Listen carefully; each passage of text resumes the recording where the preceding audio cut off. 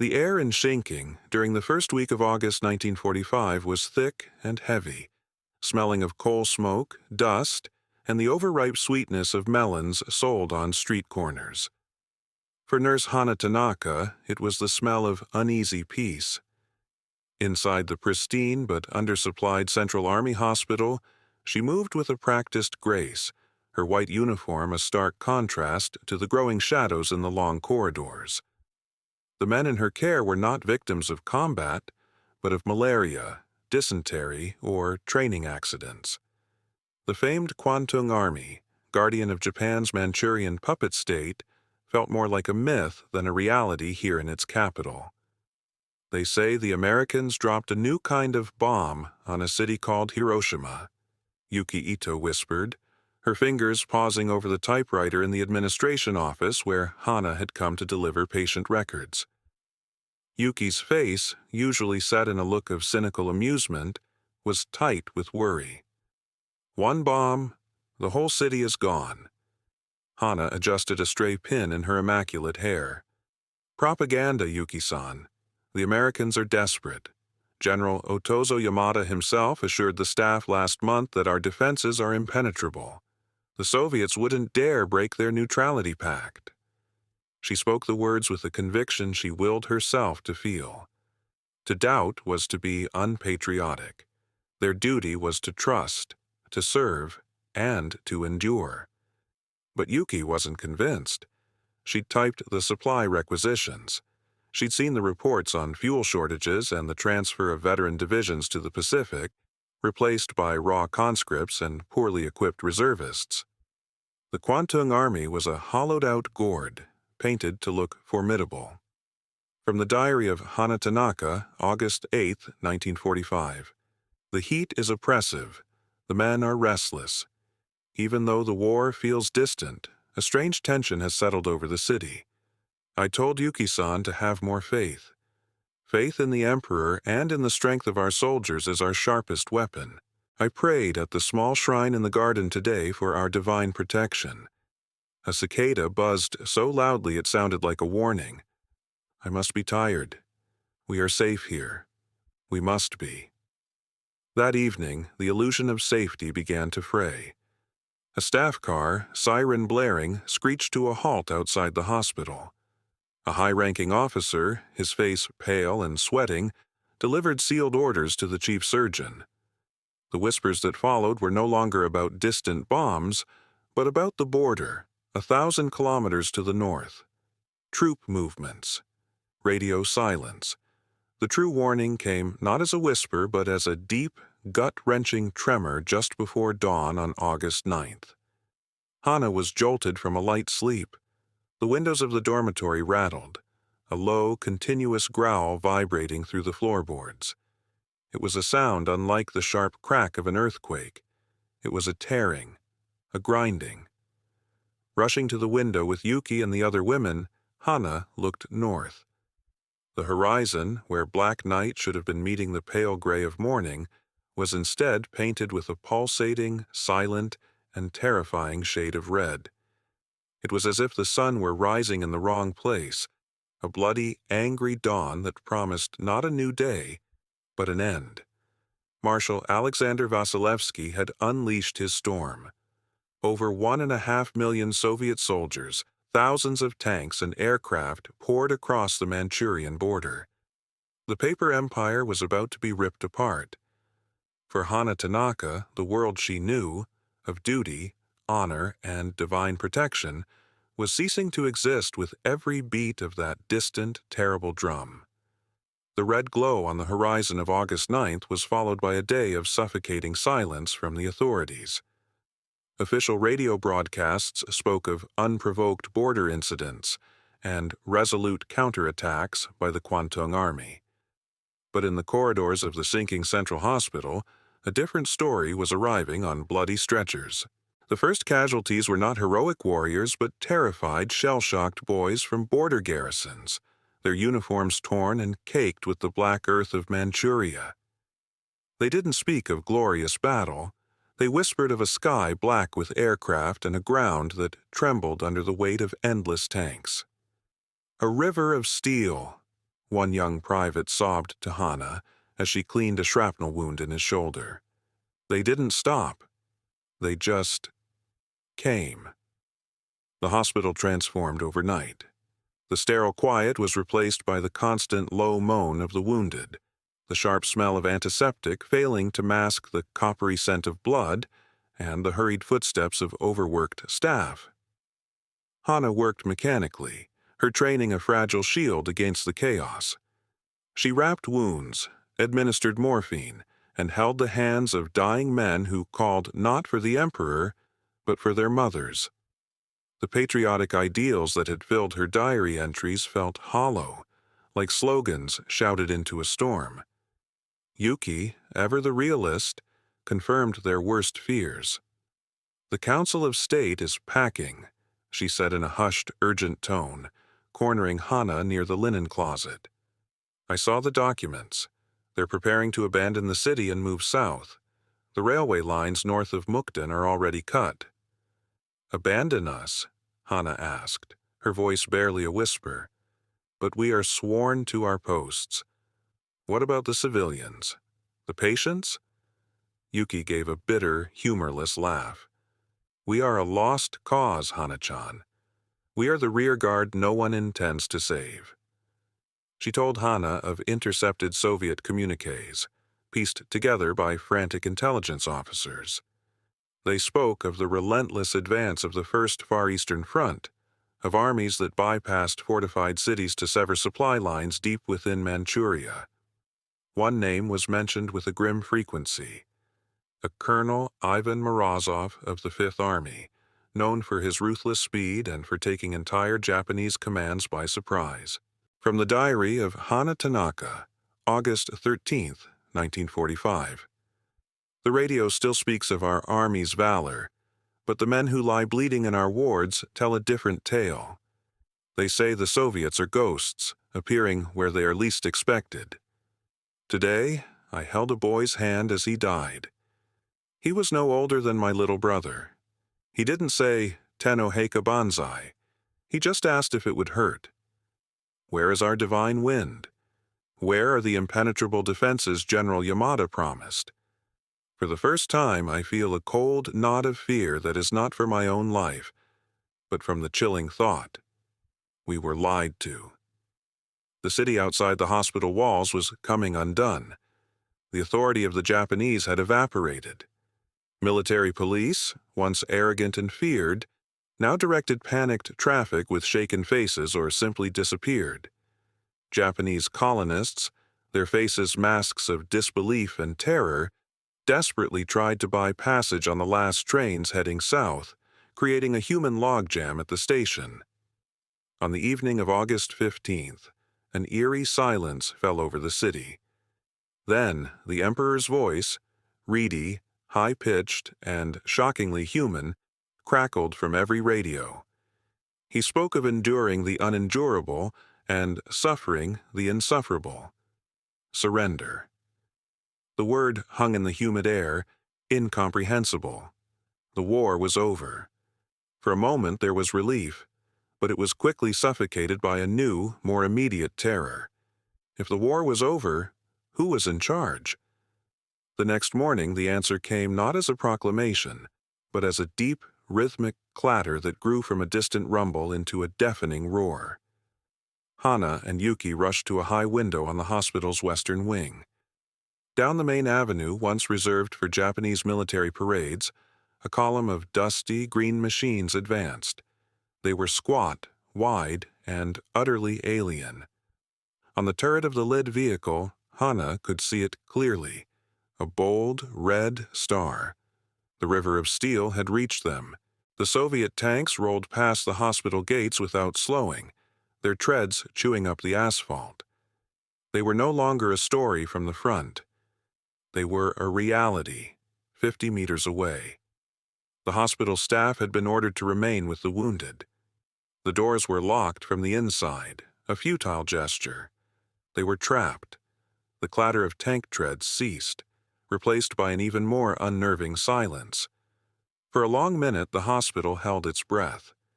Then came the splintering crash of the main oak doors, a sound of violation that echoed through the building.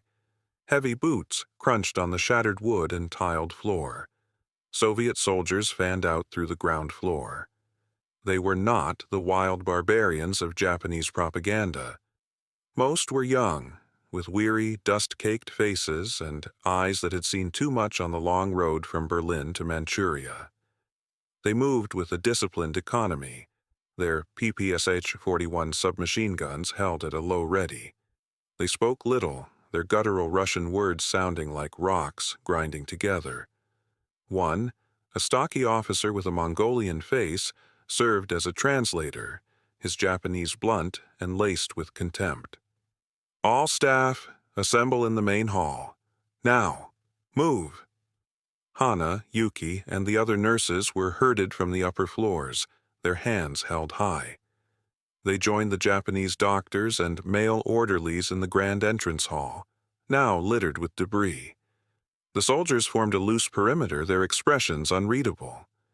For Hana, the world had turned upside so. These were the men her patients had described as a faceless tide of steel. Now they had faces, and those faces were looking at her with a mixture of curiosity, exhaustion, and the detached gaze of a victor surveying his spoils. A path was cleared. Through the broken doors strode a man who seemed to command the very air around him. He was tall for a Russian, with a gaunt, severe face and eyes the color of a winter sky. His uniform was dusty but impeccably tailored, the red and gold shoulder boards of a polkovnik, a colonel, gleaming in the dim light. This was Ivan Morozov. He carried no weapon, only a leather map case tucked under one arm. He stopped, his gaze sweeping over the assembled Japanese. It was not a look of anger, but of cold, absolute appraisal, like a farmer inspecting livestock. The elderly hospital director, Dr. Watanabe, stepped forward, his body trembling with a mixture of fear and indignation. "By the articles of the Geneva Convention," he began in formal textbook Japanese, "this is a medical facility. The staff and wounded are non-combatants." Morozov didn't wait for the full translation. He uttered a single, sharp phrase in Russian. The translator barked, "Your conventions are void. Your government has surrendered unconditionally. You are all prisoners of the Soviet Union. This hospital and all its contents are now property of the Red Army." Dr. Watanabe paled, speechless. The finality in the words was like a physical blow. Morozov issued a series of clipped commands. The Japanese officers among the wounded were to be identified and separated. All able-bodied men were to be put under guard. The medical supplies were to be inventoried immediately for use by the Soviet forces. Then his cold eyes settled on the cluster of women. For the first time, Hana felt his gaze directly on her. It was impersonal, chilling. He looked at them not as nurses or women, but as a resource to be managed. "The women," he said, his Russian voice calm and level, "will be housed in the East Wing. Post a guard. They are not to be disturbed. They will continue their duties under our supervision." From the diary of Hana Tanaka, August 17, 1945, "They are not monsters. They are men. This is somehow more terrifying. The monster you can hate, you can fight in your soul. But these men are simply in charge." Their colonel, Morozov, looked at us, and I felt not like a human, but a number on an inventory sheet. All the pride, the honor, the years of believing in our divine purpose, it vanished in that moment. We are no longer nurses of the emperor. We are prisoners. We are property. I saw Yuki watching the colonel, her eyes narrowed. She is not praying. She is calculating.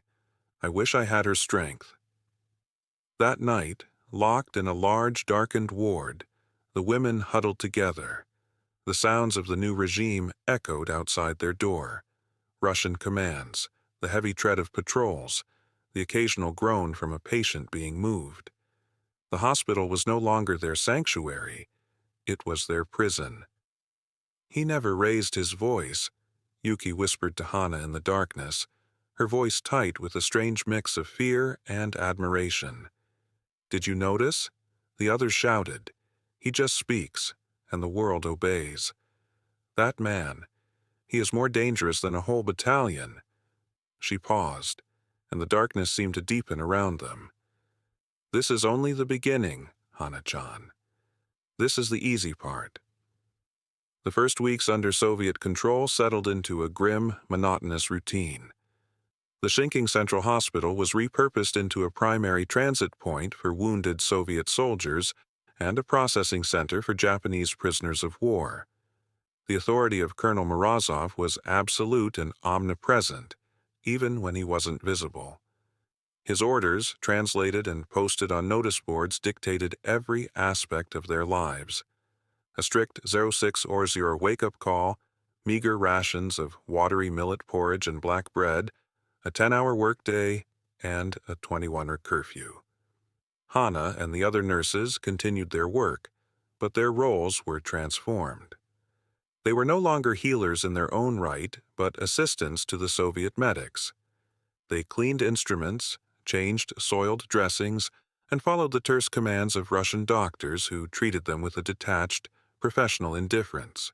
The work was exhausting, a physical and emotional drain that left little room for thought. It was a mercy. To think was to despair. Humiliation became a daily currency. They were called Yaponka, Japanese girl, never by their names.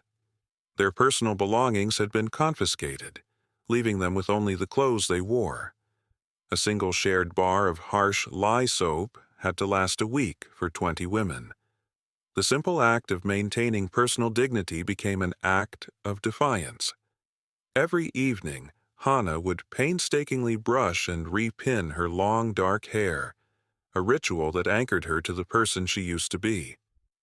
One afternoon, Yuki was caught trying to sneak a rice ball from the kitchen to a young, feverish Japanese orderly hidden among the civilian patients. The Soviet quartermaster, a heavy-set man with a florid face, backhanded her across the mouth, sending her sprawling. He stood over her, shouting in Russian, his spittle landing on her cheek. Hana rushed forward to help, but 2 guards blocked her path. Colonel Morozov emerged from his office, drawn by the commotion. He took in the scene with a glance: the cowering Yuki, the furious quartermaster, the pilfered food. He listened to the quartermaster's tirade, his expression unreadable. Then he spoke, his voice dangerously quiet. The prisoner was stealing army rations, the translator announced. The penalty is solitary confinement. As guards pulled a sobbing Yuki to her feet, her eyes met Hana's. There was no fear in them, only a burning, helpless rage. They dragged her away towards the hospital's cold storage rooms in the basement. The incident sent a chill through all the Japanese prisoners. Morozov hadn't been angry. He had been something far worse, impartial. He was enforcing a system, and within that system, their humanity was irrelevant. They were cogs in his machine, and a broken cog was simply removed. From a letter fragment written by Yuki Ito on a scrap of paper, smuggled out of solitary and found by Hana later. It is cold in here. The dark is complete. But my anger keeps me warm. It's not the guards I hate. They are just brutes. It is him, Morozov. He doesn't see us. He looks at me and sees a violation of paragraph 7, subsection B of a supply regulation. We thought the war was about spirit, about Yamato Damashi. We were fools. The war is about regulations. It's about logistics. It's about who has the most bread and the most bullets. And that man, the colonel, he understands this better than any general we ever had. That is why we lost. That is why I am in this darkness. A few days later, a high-ranking political commissar arrived from the front for an inspection. The hospital was thrown into a frenzy of cleaning. Corridors were scrubbed, and even the prisoners were ordered to make themselves presentable. The commissar, a portly man with a chest full of medals, toured the facility with Morozov, nodding in approval. That evening, as the inspection party prepared to leave, a staff car pulled up to the front entrance. Morozov stood waiting to see the commissar off. His tall leather boots, usually covered in a fine layer of dust, were immaculately polished, reflecting the dim lights of the entrance hall like black mirrors. Hana was emptying a bucket of medical waste nearby. She saw the commissar gesture towards Morozov's boots and say something in Russian with a booming laugh. Morozov responded with a thin, almost imperceptible smile. As the commissar's car drove away, Morozov turned. His gaze swept past the guards and landed on Hana. He beckoned her forward with a single, sharp gesture of his head. Her heart hammered against her ribs. She walked towards him, her head bowed. He stopped her a few feet away, his cold eyes examining her. He looked at her long, carefully kept hair, the last symbol of her identity. He spoke in calm, measured Russian. The nearby translator, a young soldier who had always seemed less cruel than the others, looked uncomfortable. He hesitated, then spoke, his voice flat and devoid of emotion. "The colonel's boots are dirty from the road. You will clean them." There was a pause. The translator swallowed hard before delivering the rest of the order. "You will use your hair." The translator's words did not echo. They were absorbed by the sudden profound silence that fell upon the entrance hall.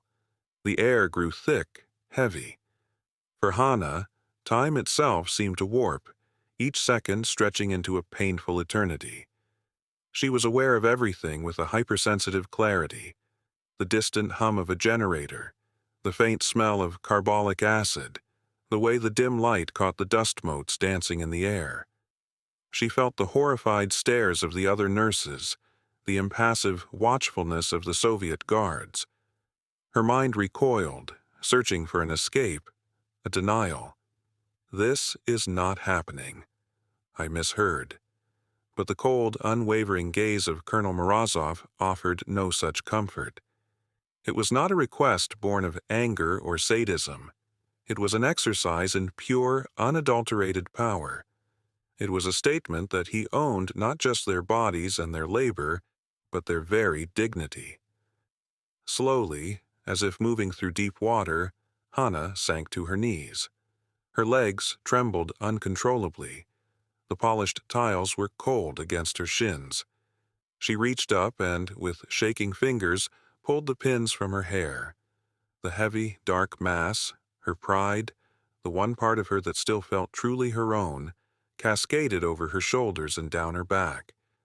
She bent forward until her forehead nearly touched the floor, the traditional posture of ultimate submission. She did not cry. The tears were frozen somewhere deep inside her, a glacier of unspeakable grief. She reached out, gathering her own hair in her hands like a rope, and began the motion. The scrape of her hair against the dusty leather of Morozov's boot was a soft, abrasive sound. Back and forth. The grit and grime of the Manchurian roads clung to the silken strands, matting them, defiling them. With each stroke, Hana felt something essential being stripped away from her. It was not just pride. It was her faith in the emperor, her belief in the sacredness of the Japanese spirit, her connection to the girl who had once arranged flowers and prayed for victory. All of it was being ground into the dirt on a Soviet officer's boot. Morozov watched for no more than a minute, his expression unchanged. He was not looking at a woman, but at a principle being demonstrated, the principle of total surrender. He had broken the Kwantung Army with tanks and artillery. He would break its people with silence and humiliation. Satisfied, he gave a curt nod, turned without a word, and walked back to his office. The spell was broken. Hana remained on the floor, her hands still clutching her now filthy hair. Yuki and another nurse rushed forward, helping her to her feet, guiding her numb, stumbling form back to the dormitory. No one spoke. Words were useless, insulting. They laid her on her cot, and the women formed a silent, protective circle around her. They were no longer just colleagues. They were fellow survivors of a shipwreck, clinging to the same piece of wreckage. That night, long after the curfew and the final patrol, Hana sat up. By the sliver of moonlight filtering through the grimy window, she found a pair of surgical scissors overlooked during the confiscations.